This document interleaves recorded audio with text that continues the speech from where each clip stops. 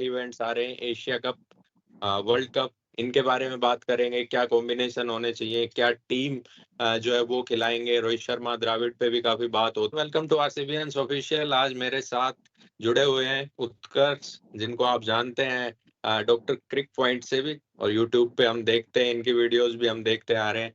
और जो भी हमारे फैंस है वो भी कोई भी आईपीएल अपडेट, खासकर इंडियन टीम से भी जुड़ी हुई जो भी अपडेट्स है वो मिलती हैं। स्वागत है उत्कर्ष जी आपका, बहुत बहुत स्वागत है। आप बताइए कि किस प्रकार से जो है वो लोगों के लिए आप अपडेट लेके आते हैं, कितने एक्साइटेड हैं, और जो हमारे फैंस के लिए आप अपनी ओर से कुछ मैसेज देना चाहते हैं तो। First of all, thank you so much, Rohit bhai, for inviting me on your show.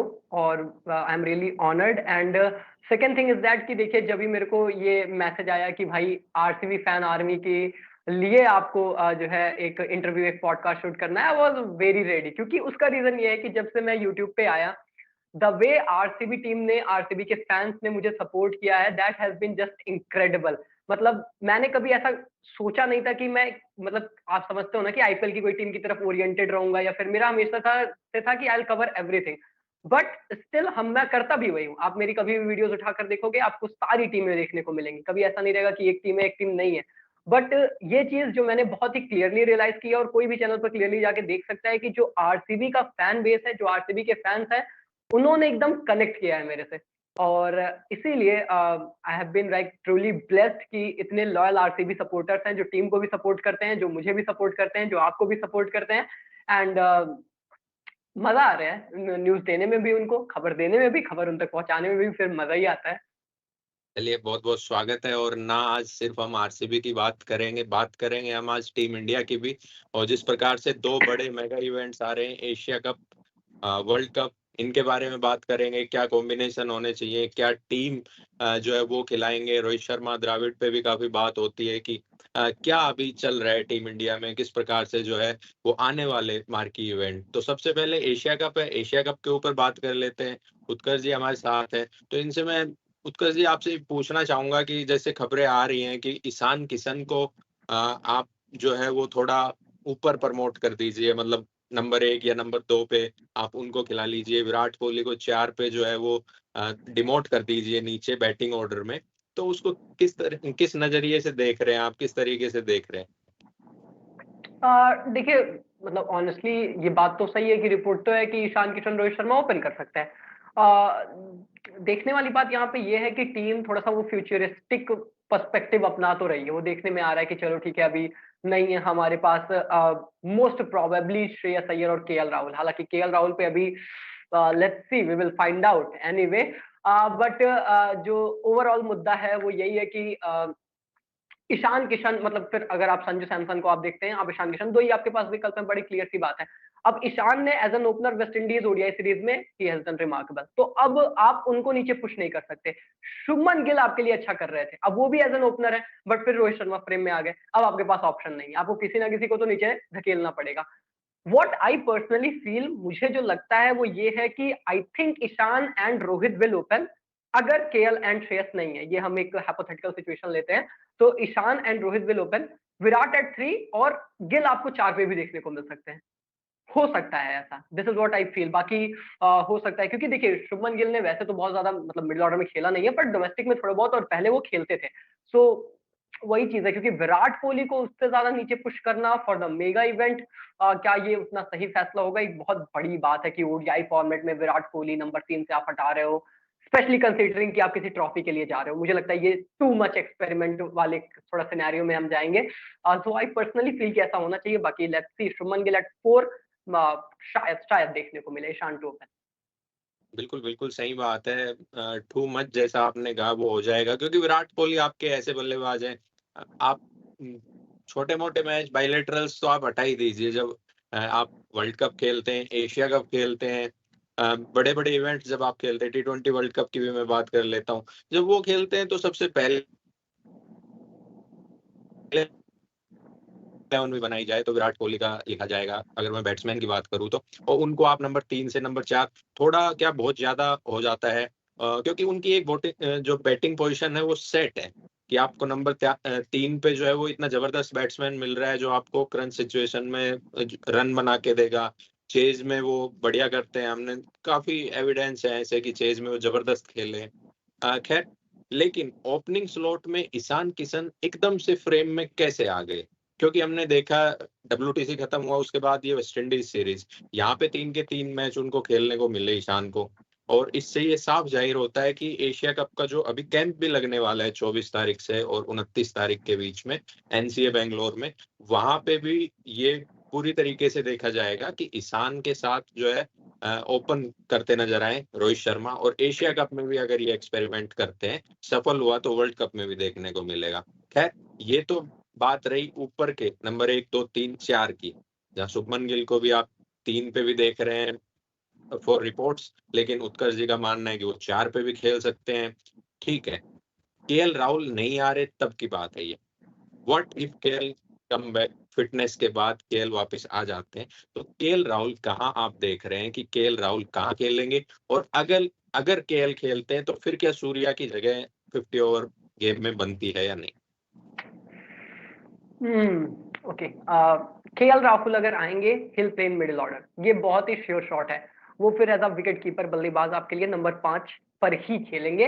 वही उनकी यूजुअल पोजीशन रही है, उसी पर उन्होंने अच्छा किया है। इंटरेस्टिंग क्वेश्चन इज दैट कि अगर वो आते हैं तो किसकी प्लेस जाएगी? सूर्य कुमार यादव या सॉरी, सूर्य कुमार यादव में भी। बिकॉज देखिए, अगर आप स्काई की फॉर्म उठाकर देखेंगे ओडीआईस में, तो वो कोई खास ज्यादा अच्छी है ही नहीं, वो कभी नहीं रही है। बट अभी टीम ने क्या बोला कि हम नंबर 6 पर खिला के उनको मैक्सिमम वो टी20 का रूप दिखाकर थोड़ा सा निकालने का प्रयास करेंगे। वो कहते हैं ना कि आप जबरदस्ती कह रहे हो कि भाई निकालेंगे, हम फॉर्म निकालेंगे, वो वाला सिनेरियो थोड़ा सा बनाने की कोशिश की जा रही है। लेकिन टू बी वेरी ऑनेस्ट, अगर श्रेयस अय्यर और केएल राहुल फिट है, तो सूर्य कुमार यादव की जगह बनती नहीं है ओडीआई टीम में, and that is very crystal clear scenario. तो वही चीज है। लेकिन क्या दोनों फिट है? हो सकता है दोनों भी ना फिट हो सकता है दोनों भी फिट हो, you never know what is happening. But अगर केएल आते हैं तो मुझे लगता है वो नंबर 5 पर खेलेंगे। अब उसके बाद क्या वो स्काई को नंबर 6 पर फिर भी रखना चाहते हैं, कैसे कॉम्बिनेशन हैं, वो टीम डिसाइड करेगी। It is up to them, वो किसको ड्रॉप करते हैं, किसको नहीं करते हैं। उनको हार्दिक भी लाना है, उनको विराट भी खिलाना है, शुभमन देन ईशान देन रोहित, कहाँ रखोगे वो इनकी कॉल है। But KL Rahul at number 5 मेरे लिए एकदम फिट है। और उसके बाद तो स्काई का तो फिर टाटा गुड बाय हो जाएगा, इसमें कोई शक नहीं।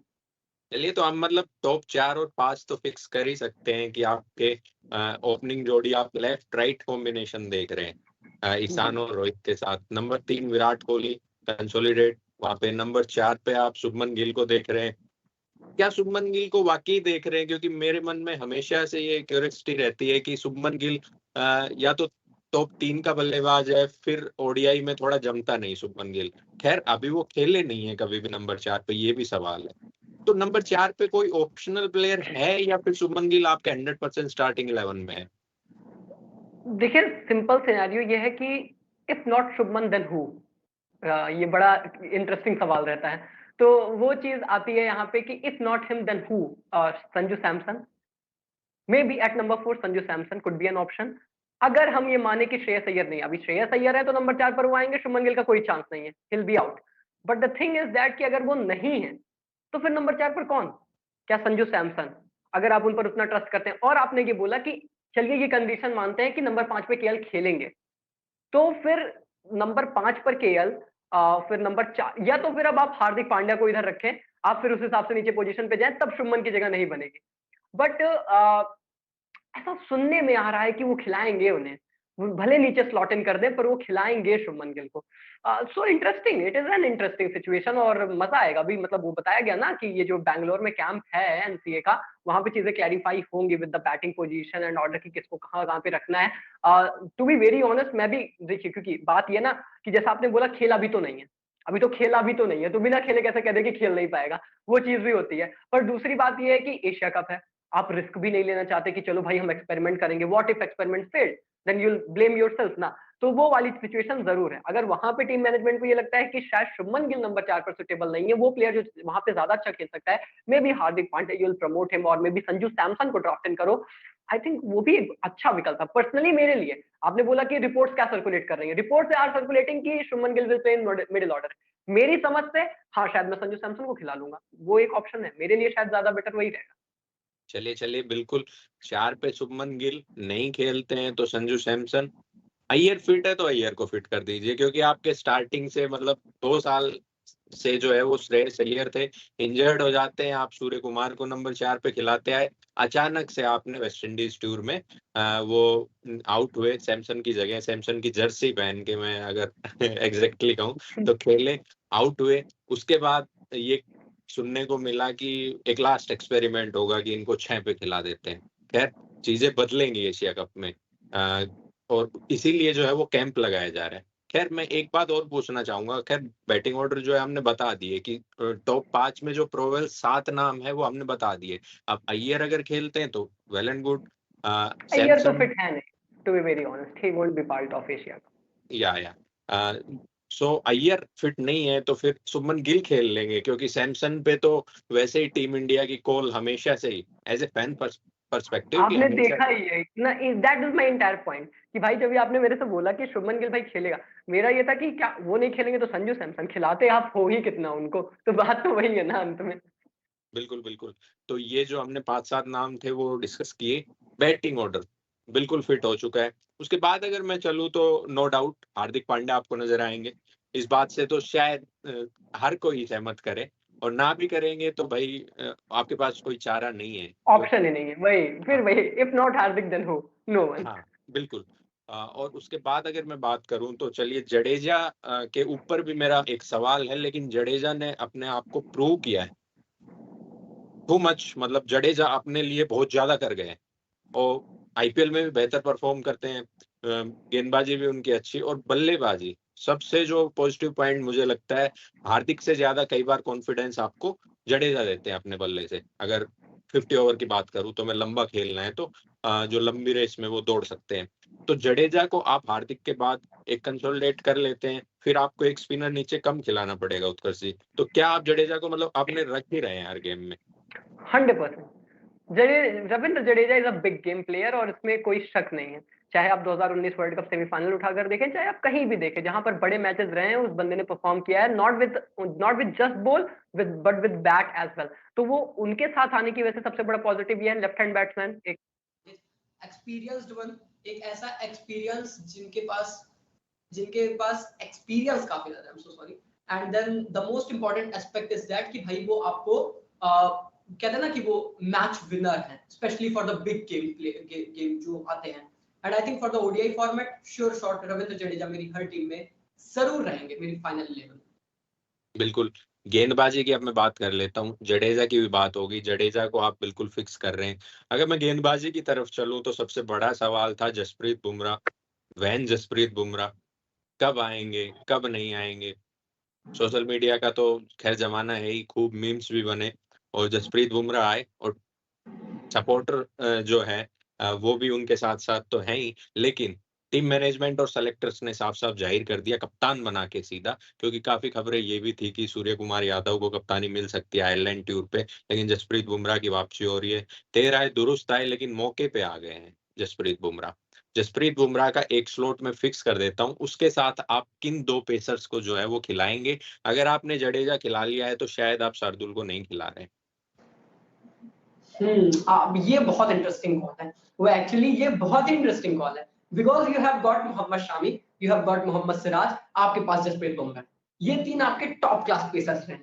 ओडीआई में भी अगर आप उठाकर देखेंगे ना, तो एक्चुअली एक्चुअली भी केस सिनेरियो कुछ ऐसा है कि शामी के पास एक्सपीरियंस बहुत ज्यादा है, पर सिराज ने भी बहुत अच्छा किया है। He owns ODI format, especially considering कि ये इंडिया में है। अब कुछ फैक्टर्स आपको ध्यान में रखने पड़ेंगे कि ये इंडिया में है, उनको पता है यहाँ पे कैसे गेंदबाजी करनी है। So these are very interesting situation. और तीन पेसर्स क्या आप खिलाओगे? पहले तो सवाल ये है कि क्या आप तीन पेसर्स हर मैच में खिलाओगे भी नहीं, क्योंकि हार्दिक पांड्या तो है ना एज अ फोर्थ पेसर। क्या टीम तीन प्योर पेसर्स के साथ मैदान पर उतरेगी? पहली चीज तो ये है। मुझे नहीं लगता हर मैच में ये ऐसा करेंगे, ऐसा होने ही नहीं वाला। अब अगर ऐसा नहीं है तो what they look for an allrounder, uh pace bowling allrounder, फिर से शार्दुल ठाकुर से सीन में आ जाते हैं। तो ये बहुत ही इंटरेस्टिंग कॉल है, और इनफैक्ट मैंने एक वीडियो अपने चैनल पे की थी और वहां पे मैंने ये सेम चीज कही थी कि this is a proper dilemma team के लिए, कि भाई कर दो तीनों अच्छा रहे। अब जसप्रीत बुमराह के साथ एक बहुत क्यूरियस केस है, no doubt one of the best, इसमें कोई शक नहीं है, but the question remains the same कि क्या वो कंसिस्टेंसी अभी भी है? क्योंकि अब सीधा एशिया कप, अब सीधा वर्ल्ड कप, बड़ा नाम है, पर काम क्या इस वक्त बड़ा करेंगे, ये बहुत बड़ा सवाल रहेगा। तो at the end of the day जो बंदे पिछले 2 साल से रगड़ रहे हैं, फिर चाहे वो शामी चाहे सिराज रहे हो, आप उनको ऐसे बाहर नहीं कर सकते कि बुमराह आ गए। This is a very basic thing, आपको ये भी समझनी पड़ेगी। जैसे अभी आपने बोला ना कि बुमराह तो श्योर शॉट है, हाँ श्योर शॉट है, पर अगर उस लय के बुमराह है तभी श्योर शॉट है। ये एक कंडीशन उसमें लगनी चाहिए कि भाई अभी हमने नहीं देखा है कि वो गेंदबाजी कैसे कर रहे हैं, हमें नहीं पता कि वो इंटरनेशनल में कैसा करेंगे, और आयरलैंड सीरीज से तो मैं जज भी नहीं करूंगा। आप आयरलैंड सीरीज से ये डिसाइड नहीं कर सकते कि how good he is actually. हो सकता है आपको रिदम देखने को मिले and all, but that consistency against one of the best बल्लेबाज, वो आपको वन ऑफ द बेस्ट के ही सामने देखने को मिलेगी। तो it is too early to say कि he is fixed. To be very honest, मैं बड़ी बात कर रहा हूं, पर मेरी समझ से ये है, क्योंकि देखिए अगर आपको वही पर्सपेक्टिव है ना कि फिर आपको शामी सिराज की तरफ देखना पड़ेगा, आखिर उन्होंने ऐसा गलत किया क्या? सिर्फ बुमराह वापस आ गए तो आप उनको बिठा दोगे कि नहीं अभी तो कोई चांस नहीं? ऐसा तो नहीं होना चाहिए ना। तो ये बहुत इंटरेस्टिंग चीज है। अगर वो अच्छा करेंगे तो नो डाउट हिल प्ले, और उनके साथ एक बंदा खेलेगा। मैं पर्सनली सिराज को खिलाऊं, personally, this is just my personal choice. हो सकता है कोई और शामी को खेले, वो उनकी चॉइस होती चाहिए। या तो फिर मैं रोटेट करता रहूंगा, क्योंकि मुझे वर्कलोड मैनेजमेंट भी ध्यान में रखना है, specially for the Bumrah case. आपको समझना पड़ेगा ये सारी चीजें। आप एशिया कप खेलेंगे, फिर फटाक से आप ऑस्ट्रेलिया सीरीज, फिर वर्ल्ड कप खेलेंगे। So considering all this, honestly Jasprit Bumrah, Siraj, and then अगर आप एक ऑलराउंडर ढूंढ रहे हो, फिर वही बात आती है कि क्या आप, फिर आपकी चॉइस क्या है? फिर ये आपकी कंप्लीटली चॉइस है, या तो शार्दुल, लॉर्ड, ठाकुर, या फिर आप 3 प्योर पेसर खिलाओ, जो कि मुझे नहीं लगता उतना नहीं खिलाएंगे टीम। शायद एक आध मैचेस में खिलाए जो बहुत ही पेस फ्रेंडली पिचेस रहे, या एकदम फ्रेश पिच रहे, या कंडीशंस या मैचअप्स ऐसे क्रिएट हो, आप समझ रहे हैं, हेड टू हेड वैसे चीजें क्रिएट हो, तो भले आपको ये देखने को मिले कि आपको 3 pure pacers plus Hardik Pandya देखने को मिले। नहीं तो मोस्ट प्रोबेबली चांस ये है कि आप स्पिनर्स एक्स्ट्रा खिला सकते हो, आप ऑलराउंडर खिला सकते हो, जो आपकी बैटिंग ऑर्डर की डेप्थ भी बढ़ाएगी, एंड प्लस आपके पास 2 प्योर पेसर्स रहेंगे। मेरी समझ से ये मेरी टीम रहेगी। बिल्कुल। लेकिन इंडिया में और सब कॉन्टिनेंट में, अगर मैं बात करूं, एशिया कप होने वाला है, श्रीलंका में खेलेंगे हम सारे मैचेस, फिर उसके बाद ऑस्ट्रेलिया सीरीज है, उनको हम इंडिया में खेलेंगे। अभी भी कुछ एक खबर आ रही थी कि Pat Cummins might miss this series due to wrist injury. लेकिन उसके इर्रिस्पेक्टिव अगर मैं देखूं, स्पिन गेंदबाज कुलचा बड़े चर्चे में रहते हैं, लेकिन टीम मैनेजमेंट में अगर पिछले 2 साल की बात करूं तो भी क्यों 21-22 और ये 23 आ गया ना, 21 का वर्ल्ड कप में जगह मिली युजवेंद्र चहल को, 22 मिली, बेंच किया, 23 अब भी आप वेस्ट इंडीज टूर पे देख सकते हो कितने मैच खेले युजवेंद्र चहल ने। चहल तो स्कीम से बाहर हो गया ना, ये तो clear indication, he is out from the scheme. हाँ, क्लियर इंडिकेशन है। लेकिन एक और सवाल मैं आपसे पूछना चाहता हूँ कि जब भी पिछले 2 वर्ल्ड कप, भले ही वो T20 वर्ल्ड कप हो जिसमें से एक हम दुबई में खेले, यूएई में खेले, सर्कमस्टेंसेस थोड़े-थोड़े सिमिलर थे, अपने ड्यू फैक्टर को अगर मैं थोड़ा-सा हटा दूं तो। लेकिन अगर स्पिनर्स की बात करूं तो मैं, अगर आप अश्विन को सेलेक्ट करने वाले हैं वर्ल्ड कप में, इफ, तो क्या आप उनको एशिया कप में भी सेलेक्ट करेंगे? टीम अनाउंस होने में कुछ ही समय है। अश्विन के ऊपर मैं जानना चाहता हूं, क्योंकि आपके पास ऑफ स्पिनर नहीं है और स्पिन कंडीशंस काफी बेहतर हैं। देखिए, सरप्राइज एंट्री की बात है तो हो सकती है, पर मुझे लगता नहीं है, क्योंकि अगर होनी होती तो एटलीस्ट वेस्ट इंडीज सीरीज तो वो खेलते। आई मीन आप काफी लंबे समय से उन्हें खिला नहीं रहे हो। ओडीआईज उन्होंने लास्ट टाइम कब खेला था, वो लगभग 800 बरसों बीत चुके हैं, साल बीत चुके हैं, and the direct entry to World Cup और एशिया कप, मुझे नहीं लगता, मुझे बिल्कुल मतलब चांस ही नहीं लग रहा है, होगा ही नहीं ऐसा।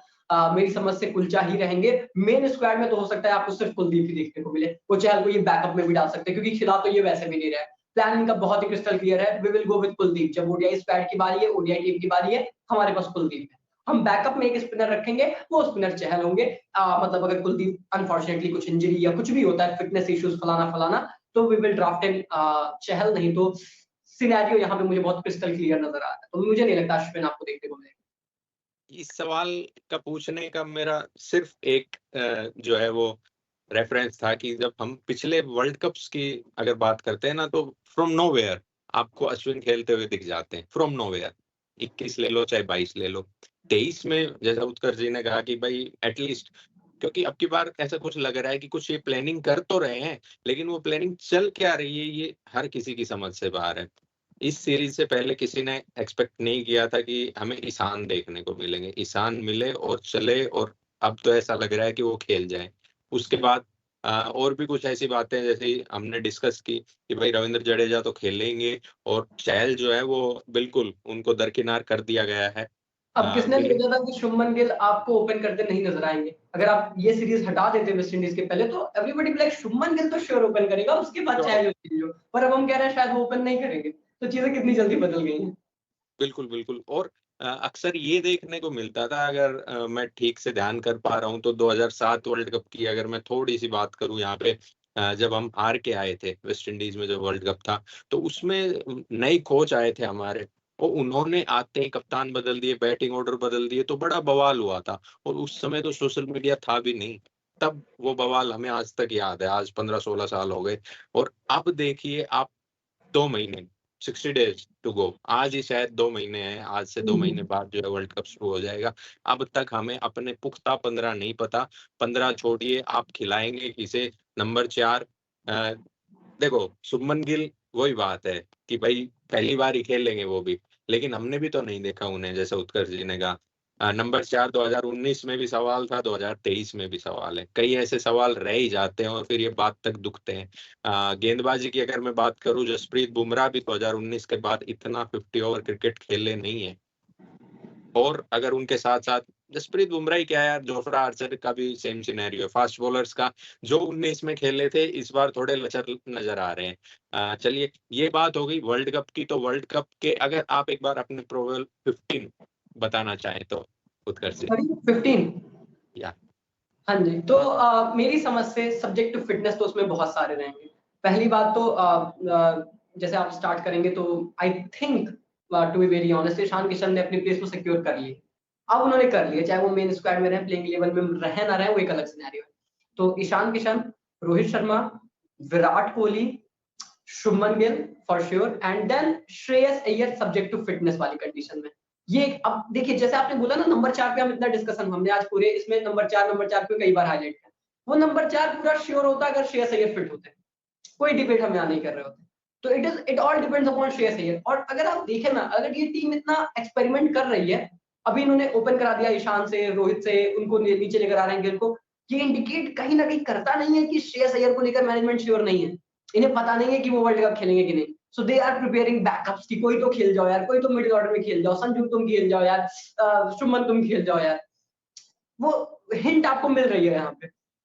मे भी हो सकता है ऐसा ना हो सकता है श्रेयस अय्यर फिट हो जाए, पर वही बात है कि जब आप बड़े टूर्नामेंट में जाते हो तो आप तैयार तो रहना चाहते हो ना, कि क्या पता नहीं फिट हुए तो फिर तो आप तो स्पीचलेस हो जाओगे। तो वो चीज नहीं होनी चाहिए, वो मैनेजमेंट से दिख रहा है।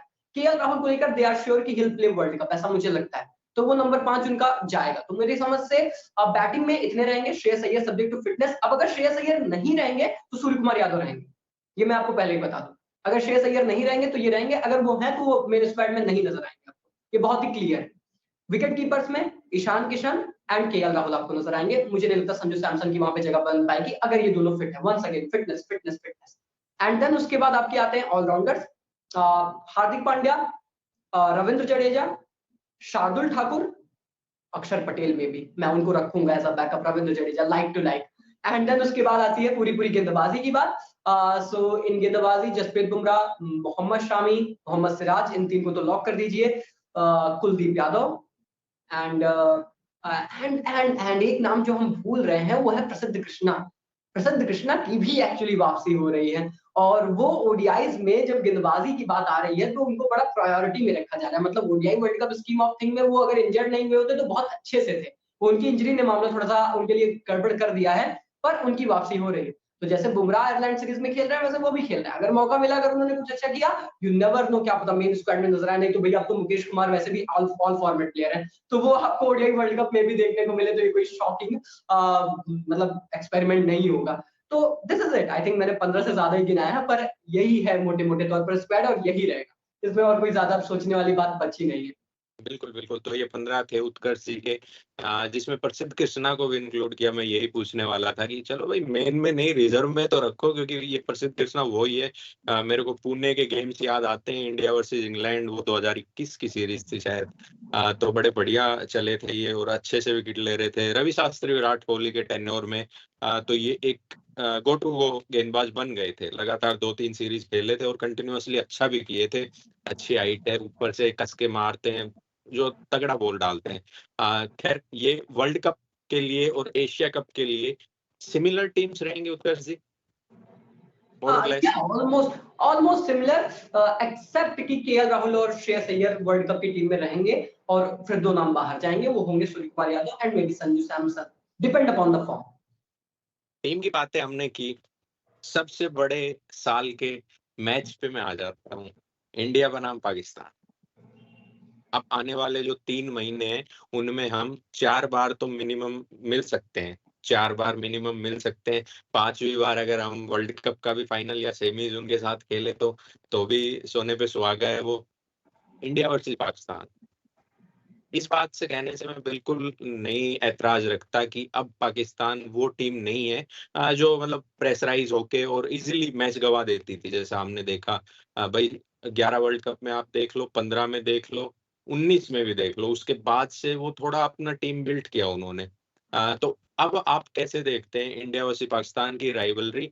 अगर मैं देखूं कि प्लेयर्स का फेस ऑफ अगर आपको करवाना हो तो किस तरीके से इंडिया वर्सेस पाकिस्तान को आप देख रहे हैं?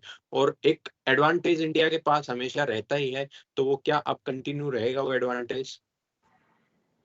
देखिए अभी रिसेंटली मैं थोड़ा सा बाहर गया था एंड मुझे मिले 2-3 लोग और उनसे मैं यही सेम चीजें डिस्कस कर रहे थे। वो होता है ना, थोड़ा बैठते हैं तो बात होती है फिर क्रिकेट की हर जगह। तो मेरे से एक ही सवाल पूछा गया, मेरे से पूछा गया कि भाई क्या पाकिस्तान भारत को वर्ल्ड कप हरा सकती है? क्या अहमदाबाद में हरा देंगे? मैं कहा भाई ये कैसा सवाल है यार, मुझे क्या पता हरा देंगे कि नहीं हरा देंगे। लेकिन क्या हरा सकते हैं? हाँ, बिल्कुल हरा सकते हैं। मतलब it is not an impossible scenario. देखिए 50 ओवर फॉर्मेट में जब आता है तो मुझे क्लियरली लगता है कि भारत का पलड़ा भारी है। अगर ये T20 फॉर्मेट होता तो हो सकता है मैं पाकिस्तान को फेवरेट भी कह सकता था, वो भी बड़ी बात नहीं थी। 50 ओवर वर्ल्ड कप में मुझे लगता है कि भारत के पास थोड़ा-सा एज ज़्यादा रहता है। वी आर मोर डोमिनेटिंग उनके कंपैरिजन में। तो मुझे लगता है वो कहते हैं ना कि इनफैक्ट अभी जैसे आपने बोला ना, वो प्रेशर सिचुएशन अब ऐसी प्रेशर वाली नहीं रहती कि वो उसको सोख ही ना कर पाए, एब्जॉर्ब ही ना कर पाए। अब टीम फाइट करती है, वो पाकिस्तान टीम भी। एंड आज ही किसी पाकिस्तान के फॉरवर्ड प्लेयर का यही सेम बयान आया था कि अब ये वो टीम नहीं रही है जो प्रेशर को एब्जॉर्ब ना कर पाए।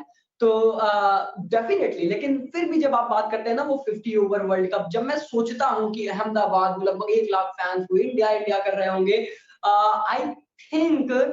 आई थिंक वहां पे इंडिया थोड़ा ज्यादा डोमिनेटिंग रहेगी और मुझे लगता है निकाल लेंगे। एशिया कप में क्या होगा ये थोड़ा सा इंटरेस्टिंग है क्योंकि ये श्रीलंका में है, ये थोड़ा सा देखना दिलचस्प रहेगा कि यहाँ पर क्या होता है। पर वर्ल्ड कप में मैं थोड़ा सा ज्यादा कॉन्फिडेंट हूँ in comparison to Asia Cup, ऐसा मुझे लग रहा है क्योंकि वहां पे हमारे ज्यादा इंपॉर्टेंट प्लेयर्स भी तो रहेंगे।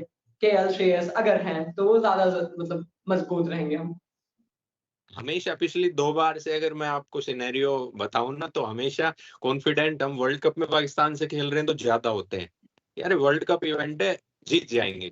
एशिया कप में जाते हैं तो ये रहता है यार पता नहीं प्लेयर लापरवाही कर जाए कहीं ना कहीं, जो 20-21 है वो ऊपर नीचे कहीं ना कहीं हो गया तो मतलब फंस जाते हैं। और पिछले एशिया कप में भी हमने देखा 1-1 हो गया था, फाइनल में हम नहीं पहुंच पाए थे। इस पे भी मैं आपसे बात करूंगा। एशिया कप आ रहा है, तो उसमें हम पाकिस्तान से भिड़ रहे हैं 2 तारीख को। उसके बाद देखो सब बढ़िया ही रहेगा तो 10 का मुकाबला भी मैं फिक्स ही मान रहा हूँ। 2 सितंबर और 10 सितंबर को हम भिड़ रहे हैं पाकिस्तान से। पाकिस्तान भी टेस्टिंग जो साइड रहेगी इस बार। इंडिया क्या मतलब कुछ एक्स्ट्रा करने की सोचेगा कि भाई, या इंडिया तो देखो हमेशा से एक नॉर्मल गेम की तरह लेता आया है, अब वो भी थोड़ा थोड़ा सीख लिया पाकिस्तान ने कि how to treat normal India. Game की तरह नहीं, यहाँ पे मैं आपको करेक्ट करूंगा, नॉर्मल गेम की तरह कहता आया है, लेता आया नहीं है कभी। देखिए इंडिया वर्सेस पाकिस्तान कभी नॉर्मल गेम हो नहीं सकता, ये कहने की बातें होती हैं सिर्फ, ये कप्तानों के मुंह से सुनने में अच्छी लगती है कि वो कह देते हैं for us it's just a game. It can not be a game. आप खुद को रखिए, आप खुद को उस तरीके उस ओहदे पर रखिए, आप कितना भी खुद को। और कितने क्रिकेटर्स ने जब बाद में ऑनेस्टली बात की है तो उन्होंने कहा है कि देखिए हम इंसान ही हैं। आप कितना भी खुद को समझा लो कि नहीं कुछ भी तो नहीं है, नॉर्मल गेम ही तो है, गेम ही तो है। It is never about just a cricket game. It is much more than that. तो कहते हैं कि गेम जैसा है, नॉर्मल है नहीं नॉर्मल गेम जैसा। बिल्कुल, इसीलिए तो साल का सबसे बड़ा क्लैश जो है, और अब बैक टू बैक देखने को मिलेंगे तो चलिए कई जो हम देखते हैं और सोचते भी हैं कि भाई बायलैटरल सीरीज नहीं हो रही, तो आप ये लगा लीजिए कि आपके 4-5 मैच पक्के हैं अगले जो 2-3 महीने हैं उनमें। इंडिया पाकिस्तान की बात थी ये। एक सवाल, क्विक क्वेश्चन, हारिस राव हमेशा कहते हैं अच्छा गेंदबाज, तगड़ा गेंदबाज। एक बार फिर से कहा है कि विराट कोहली को टारगेट हमेशा करेंगे वो। विराट कोहली की विकेट लेना चाहेंगे। मैं फेस ऑफ की बात करना चाहता हूँ यहाँ पे। शाहीन शाह अफरीदी या हारिस राउफ, इन दो में से कौन गेंदबाज विराट कोहली को ज्यादा तंग कर सकता है? देखिए अगर किसी ने T20 वर्ल्ड कप देखा है पिछली बार तो अब सोचना नहीं चाहिए कि हारिस राव ज्यादा तंग कर पाएंगे। ऐसा लगता तो नहीं है कि वो कर पाएंगे।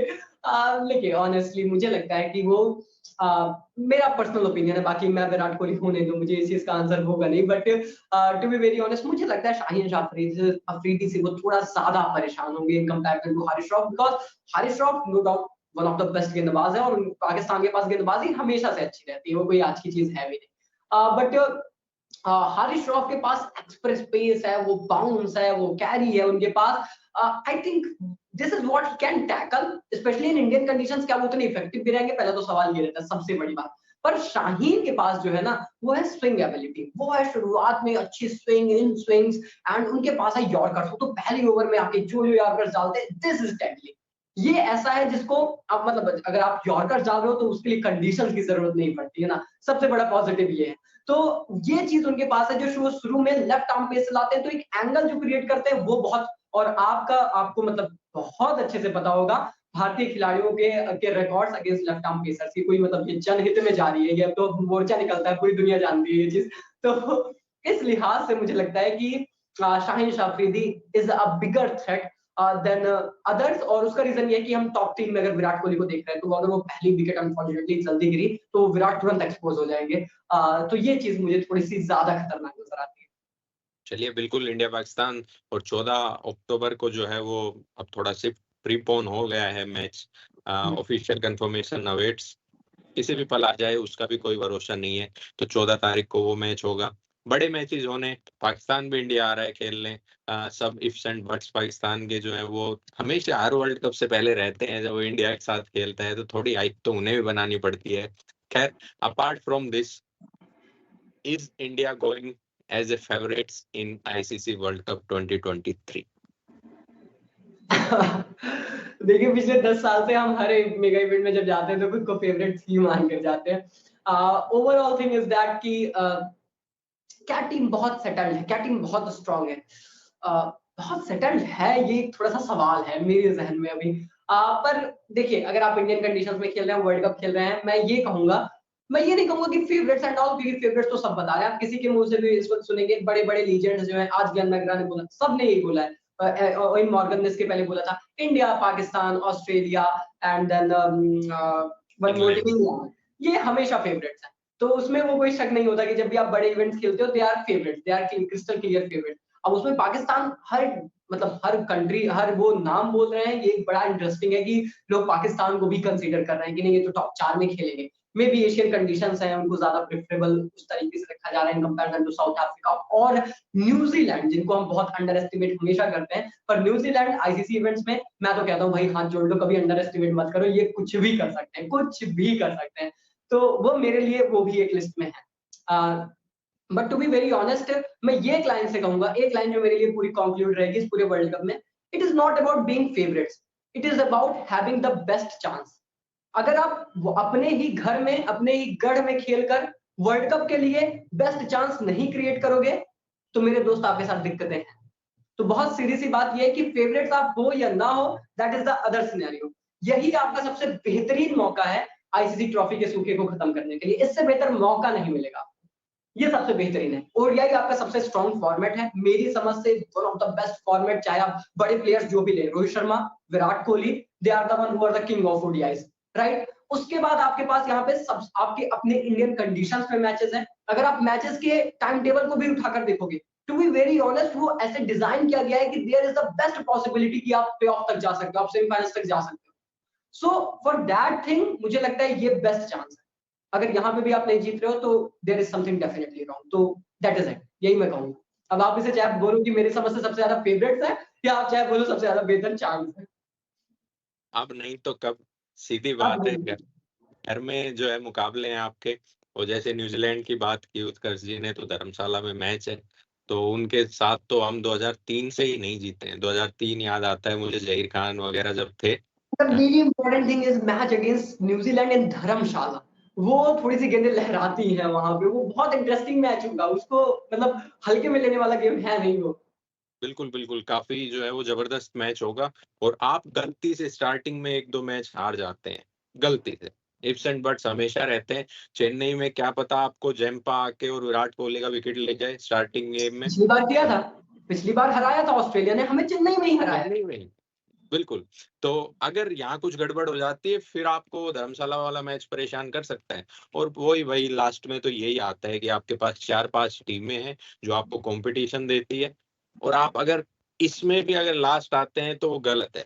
ये मैं इसलिए कह रहा हूँ क्योंकि पिछले कुछ वर्ल्ड कप्स में आपने सिर्फ यही दिखाया है कि हम जो टॉप 4 टीमें हैं, उनमें सबसे आखिरी हैं। बात अच्छी लगे, बुरी लगे, फैन्स भी अगर समझदार हैं तो ज़रूर बताएँगे, हमारे साथ जो भी जुड़े होंगे। देखिए वही बात है ना, मैं तो हमेशा कहता हूँ एक रियल फैन वो है जो सिर्फ ये ना कहे कि मेरी टीम बेस्ट है, वो ये भी जाने कि गलत क्या हो रहा है। अगर आप गलत नहीं जानोगे तो आप सही कभी कर ही नहीं पाओगे ना भाई। तो बहुत सिंपल सी चीज़ है कि फैंस को ये चीज़ समझनी पड़ेगी कि हम गलतियाँ कर रहे हैं पिछले 10 साल से, तभी ट्रॉफी नहीं जीत रहे। अगर गलत नहीं होते तब तक ट्रॉफी हमारे हाथ में होती, दूसरी टीमें जीत रही है मेरे भाई। तो वो चीज़ें समझनी पड़ेगी।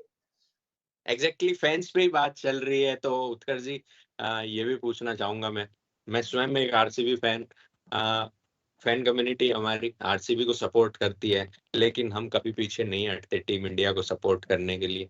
एक मैं आपसे चीज़ पूछना चाहूँगा, आजकल के दौर में it's not about team, it's about player, individual player. मैं रोहित फैन, मैं विराट फैन, मैं केएल फैन, मैं हार्दिक फैन। अब समय है थोड़ा संभल संभल जाओ एक साथ जुड़ के टीम इंडिया को सपोर्ट करो। देखिए, ये आपने बड़ी मतलब मैं सच में कहूँगा वो गौतम गंभीर वो कभी-कभी स्टेटमेंट्स देते हैं, वो कभी थोड़े कंट्रोवर्शियल हो जाते हैं। आरसीबी फैन से थोड़ा-सा उनका अलग ही नोक-झोंक रहती है। But to be very honest उनका ये कमेंट एकदम सटीक 100% he was right when he said कि देखिए अब वो खिलाड़ियों के लोग फैन्स होते हैं, वो टीम के फैन्स होते ही नहीं हैं। और ये सच है, विराट वर्सेस रोहित ये वो, विराट वर्सेस बाबर फलाना, चलो विराट वर्सेस बाबर तो फिर भी समझ में आता है, वो आपको कंट्री ही रिप्रेजेंट कर रहे हो। But what is Virat versus Rohit and all? IPL तक इट इज़ गुड। बट जब भी आप एशिया कप में एंटर कर रहे हो, आप वर्ल्ड कप में एंटर कर रहे हो, it is about team India. वो बड़े-बड़े अक्षरों में लिखना चाहिए, it is about team India. यहाँ पे नो विराट, नो रोहित। वो सब एक ही टीम की जर्सी पहन के एक ही टीम के लिए खेलेंगे और इससे बेहतर समय नहीं होगा एक भारतीय फैन के लिए, रियल भारतीय फैन बनने के लिए। जब उन्हें ये नहीं सोचना पड़ेगा कि अरे यार देख विराट ने रन नहीं बनाया, देख मेरे रोहित ने तो बनाया, फलाना ने नहीं किया, केएल राहुल क्यों नहीं खेल रहा, केएल राहुल ये कर रहा है। It is not about that. It is about कि वो सब एक ही टीम के लिए खेलेंगे। दिस इज द टाइम कि हम सब खड़े हों और सपोर्ट करें हमारी अपनी टीम इंडिया। बिल्कुल और इसीलिए ये बात मैंने अपने ज़रिए से भी कही और जो फैन्स हैं हमारे आरसीबी फैन्स हैं तो इसीलिए मैं मतलब प्राउडली भी कहता हूँ कि देखो RCB fans are the best fans. आप आर्ग्यू कर सकते हैं लेकिन आर्ग्यूबली मैं जानता हूँ और मेरी कम्युनिटी के बिहाफ पे तो मैं बोल सकता हूँ कि हम ज़रूर टीम इंडिया को सपोर्ट करेंगे और भी कोई अगर देख रहा है, भाई इंडियन हो, इंडिया को सपोर्ट करो। हमारे साथ उत्कर्ष जी भी हैं जो इंडिया पे आपको इतनी बेहतर अपडेट्स देते हैं, आईपीएल पे देते हैं लेकिन in the end it's all about team India, it's all about Indian cricket. तो आखिर में जाके वही जो है आपको शेयर हैप्पीनेस जो होती है ना, वो देते हैं। एक टीम आईपीएल जीतती है, लेकिन बाकी जो लोग हैं वो दुखी होते हैं, ये मैंने देखा है। लेकिन जब इंडिया जीतती है ना, तो पूरा देश जो है वो खुश होगा। बिल्कुल अ, 100% राइट। बिल्कुल, चलिए ये बात हुई इंडियन क्रिकेट की, बात हुई टीम इंडिया के वर्ल्ड कप कैंपेन की, एशिया कप की। अगर आप लोगों को वीडियो अच्छा लगा हो, तो आप लोग कमेंट करके बता भी सकते हैं। डॉक्टर क्रिकेट पॉइंट हमारे साथ उत्कर्ष त्रिपाठी जी जुड़े थे, तो इनका भी जो हम है हैंडल वो आपको डाल देंगे डिस्क्रिप्शन में।